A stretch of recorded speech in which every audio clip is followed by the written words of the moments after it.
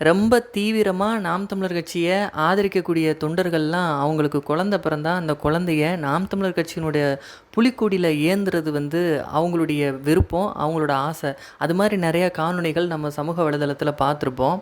அதே மாதிரி ஒரு சிலர் நாம் தமிழர் கட்சியில இருக்கிறவங்களே, அவங்களுக்கு குழந்தை பிறந்தா, அந்த குழந்தைக்கு அண்ணன் சீமான் தான் பேர் வைக்கணும் அப்படிங்கிறதுக்காகவே ரொம்ப நாள் காத்திருந்து அண்ணன்ட்ட போய் குழந்தைய குடுத்து ஒரு நல்ல தமிழ் பெயர சூட்ட சொல்லி கேட்பாங்க.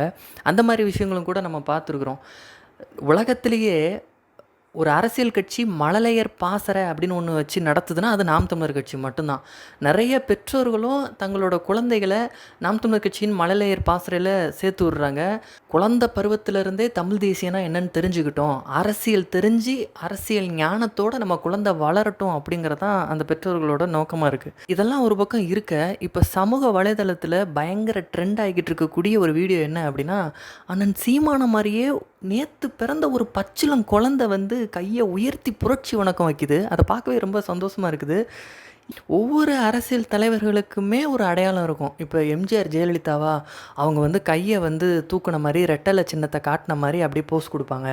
அவங்களுக்கு சிலைகளே இப்போ அப்படி தான் வைக்கப்பட்டிருக்கு. அப்படி ஒவ்வொரு அரசியல் தலைவர்களுக்கும் ஒரு அடையாளம் இருக்கும். அந்த மாதிரி அண்ணன் சீமானுக்குன்னு ஒரு அடையாளம் இருக்குது. அதுதான் ஒரு கையை முறுக்கி அதை உயர்த்தி காட்டி புரட்சியை வெளிப்படுத்துகிற மாதிரி அவர் நிற்கிறது தான். சீமானாலே இப்படி தான் பருப்பார், அவரோட போஸே இதுதான் அப்படிங்கிறது தான் எல்லாரோட பார்வையாகவும் இருக்குது. இவ்வளோ ஏன் நாம் தமிழர் கட்சிக்காரங்களே ஒரு பொதுக்கூட்டத்திலையோ இல்லை வேறு எங்கேயோ ஒருத்தரை சந்திச்சுக்கிறாங்கனாலே அவங்க வணக்கம் செலுத்துறதே இந்த கையை உயர்த்தி தூக்கி தான் புரட்சி வணக்கம் செலுத்துவாங்க.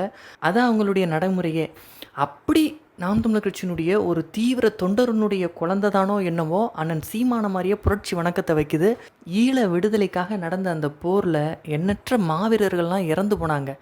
அவங்க இறந்து போனாலும், அவங்க புதைக்கப்பட்டாலும், இவங்க புதைக்கப்படலை, விதைக்கப்பட்டிருக்காங்க, திரும்ப முளைச்சி வருவாங்க அப்படிங்கிறது எல்லாரோட நம்பிக்கை. அது மாதிரி தான் என்னவோ இந்த மாவீரர்கள் தான் இன்றைக்கி நம்மளுக்கு பிள்ளைகளாக பிறக்கிறாங்களா, நம்மளுக்கு அடுத்த வாரிசுகளாக வராங்களா, அடுத்த தலைமுறையாக உருவாகிறாங்களா அப்படிங்கிற மாதிரிலாம் நமக்கு என்ன தோணுது இந்த மாதிரியான விஷயங்களை பார்க்கும்போது. நிச்சயமாக தமிழர்களுக்கு அணிவிக்கப்பட்டிருக்கக்கூடிய இந்த திராவிட அடிமை விலங்கு உடைத்தெறியப்பட்டு தமிழ் தேசிய சுதந்திரம் கிடைக்கும் அப்படின்னு நம்ம நம்புவோம். நன்றி, வணக்கம்.